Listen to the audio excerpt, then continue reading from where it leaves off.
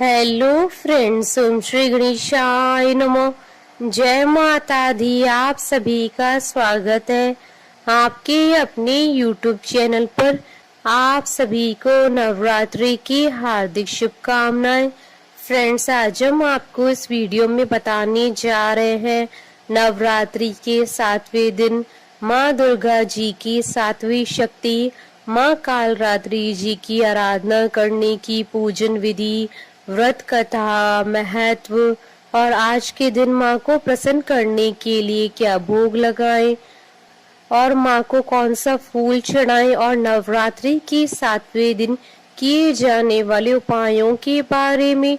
Friends, video शुरू करने से पहले आपसे रिक्वेस्ट है, अगर आप हमारे चैनल पर नए हैं और आपने अभी तक चैनल को सब्सक्राइब नहीं किया है तो प्लीज सब्सक्राइब कीजिएगा चैनल को, साथ ही प्रेस कीजिएगा बेल आइकन को, जिससे नए वीडियो से रिलेटेड नोटिफिकेशन आपको तुरंत प्राप्त हो सके। और वीडियो पसंद आने पर वीडियो को लाइक और शेयर जरूर कीजिएगा ताकि सभी भक्तों को इस वीडियो का लाभ प्राप्त हो सके। और कमेंट बॉक्स में जय माता दी जरूर लिखिएगा। या देवी सर्वभूतेषु मां कालरात्रि रूपेण संस्थिता नमस्तस्यै नमस्तस्यै नमस्तस्यै नमो नमः। नवरात्रि के 7वें दिन माँ कालरात्रि जी की पूजा की जाती है। माँ कालरात्रि का स्वरूप अत्यंत ही भयानक है, लेकिन माँ का हृदय अत्यंत ही कोमल है। माँ अपने भक्तों को सभी प्रकार की परेशानियों से मुक्ति दिलाती है। माँ के गले में नरमुंडों की माला है।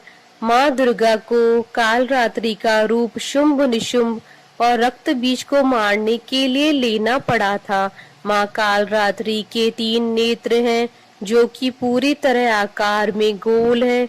इनका रंग काला है। माँ के गले में नरमुंडों की माला है और इनकी सांसों से अग्नि निकलती है। देवी कालरात्रि के बाल खुले हुए हैं और यह गदर की सवारी करती हैं। माँ का दाहिना हाथ अपने भक्तों को आशीर्वाद देते हुए है और नीचे वाला हाथ अभय मुद्रा में है। माँ के बाईं तरफ की ऊपरी हाथ में लोहे का कांटा और नीचे वाले हाथ में खड़क है। माँ की उपासना से सभी सिद्धियों की प्राप्ति हो जाती है, इसलिए माँ की उपासना शुभकारी कही गई है। माँ कालरात्रि काल से रक्षा भी करती हैं, इसलिए इनके साधक को अकाल मृत्यु का भय नहीं होता है। माँ कालरात्रि का रूप अत्यंत ही भयानक है, जो दुष्टों के लिए काल का काम करता है और उनके भक्तों के लिए शुभ फल प्रदान करता है। देवी कालरात्रि जी की पूजा करने से भूत प्रेत, राक्षस, अग्नि भय, जल भय, जंतु भय, शत्रु भय, रात्रि भय आदि सब नष्ट हो जाते हैं। अगर किसी की कुंडली में सभी ग्रह खराब हो या फिर अशुभ फल दे रहे हो तो नवरात्र के 7वें दिन उस व्यक्ति को माँ कालरात्रि जी की पूजा अवश्य करनी चाहिए, क्योंकि सभी 9 ग्रह माँ कालरात्रि के अधीन है। माँ कालरात्रि के आशीर्वाद से उनके भक्तों की सभी परेशानियां समाप्त हो जाती हैं। फ्रेंड्स, अब आइए जानते हैं माँ कालरात्रि जी की आराधना करने की पूजा विधि के बारे में। माँ कालरात्रि जी की पूजा नवरात्रि के 7वें दिन की जाती है। इस दिन साधक को ब्रह्म मुहूर्त में उठना चाहिए और स्वच्छ वस्त्र धारण करने चाहिए, क्योंकि माँ कालरात्रि जी की पूजा ब्रह्म मुहूर्त में ही की जाती है। इसके अलावा माँ कालरात्रि की पूजा तांत्रिक आधी रात में करते हैं।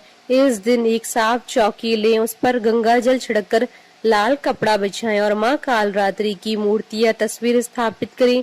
साथ ही कलश की स्थापना करें। यदि आपने पहले ही माँ दुर्गा की स्थापना की है तो आप वहीं पर माँ कालरात्रि के नाम से पूजा कर सकते हैं।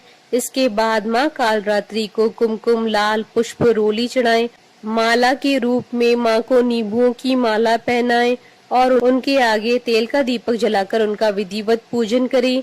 यह सब चीजें अर्पित करने के बाद हाथ में फूल लेकर माँ कालरात्रि के ओम ऐं ह्रीं क्लीं चामुंडाय विचे, ओम कालरात्रि देव्य नमः, क्रीं क्रीं क्रीं ह्रीं ह्रीं हुं हुं क्रीं क्रीं ह्रीं ह्रीं हुं हुं स्वा मंत्र का जाप करें। इसके बाद माँ कालरात्रि की कथा पढ़ें या सुने। क्योंकि बिना कथा पढ़े या सुने पूजा अधूरी मानी जाती है। माँ की कथा पढ़ने के बाद उनकी कपूर से आरती उतारें और आरती उतारने के बाद उन्हें गुड़ के प्रसाद का भोग लगाएं, क्योंकि माँ कालरात्रि को गुड़ अत्यधिक प्रिय है। इसके बाद माँ से पूजा में हुई किसी भी गलती के लिए क्षमा याचना अवश्य करें। अंत में माँ को प्रसाद के रूप में चढ़ाया गया गुड़ गाय को खिला दें और बचे हुए गुड़ को परिवार के साथ स्वयं भी प्रसाद के रूप में ग्रहण करें। फ्रेंड्स, अब आइए जानते हैं नवरात्रि के 7वें दिन किए जाने वाले उपायों के बारे में।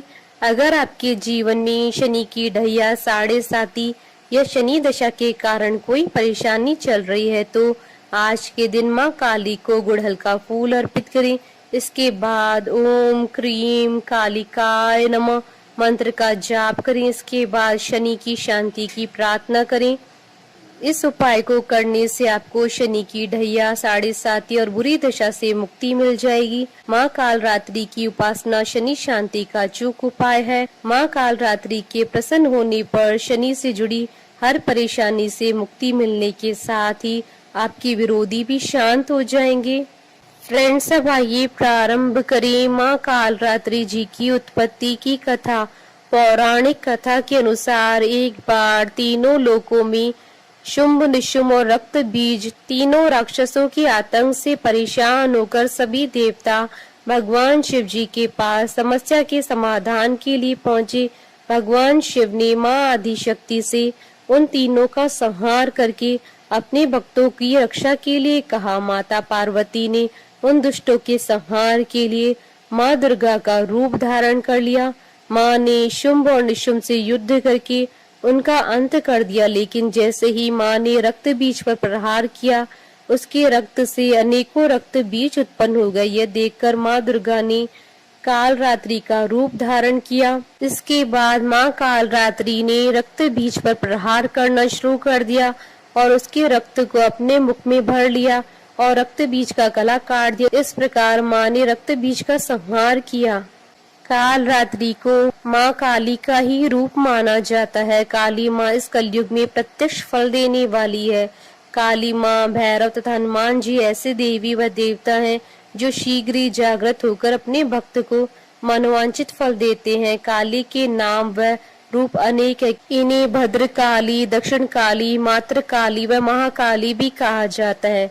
दुर्गा सप्तशती में महिषासुर के वध के समय माँ भद्रकाली की कथा का वर्णन मिलता है कि युद्ध के समय माँ भयानक दैत्य समूह देवी को रणभूमि में आते देखकर उनके ऊपर ऐसे बाणों की वर्षा करने लगा जैसे बादल मेरुगिरी के शिखर पर पानी की धार बरसा रहा हो। तब देवी ने अपने बाणों से उस बाण समूह को अनायास ही काटकर उसके घोड़े और सारथियों को भी मार डाला। साथ ही उसके धनुष तथा अत्यंत ऊंची ध्वजा को भी तत्काल काट गिराया। धनुष कट जाने पर उसके अंगों को अपने बाणों से बींध डाला और भद्रकाली ने शूल का प्रहार किया।